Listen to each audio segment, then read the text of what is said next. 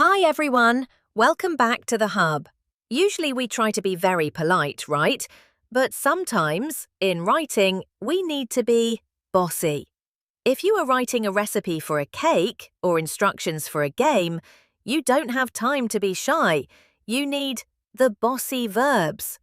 In school, we call these imperative verbs. How to spot a bossy verb? They usually come right at the start of the sentence. They tell the reader exactly what to do.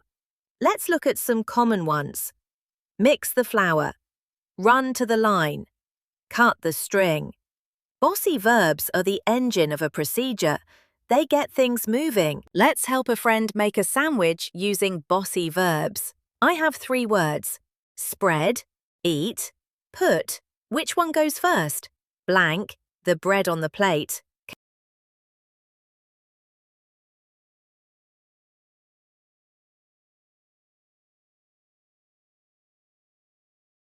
Can you guess?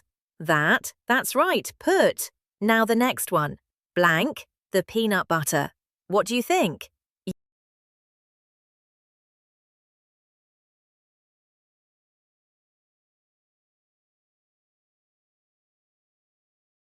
Yes, spread. And the last one. Blank, the sandwich. Eat. Well done. Now let's use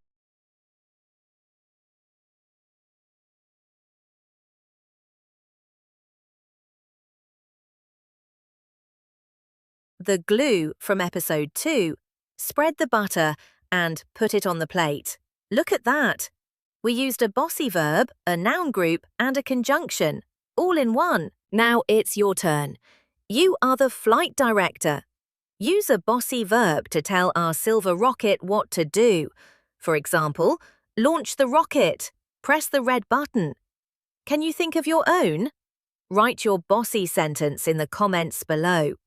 If you want to be a superstar, use a conjunction to give 2 orders at once. Don't forget to subscribe to the Literacy and Numeracy Hub.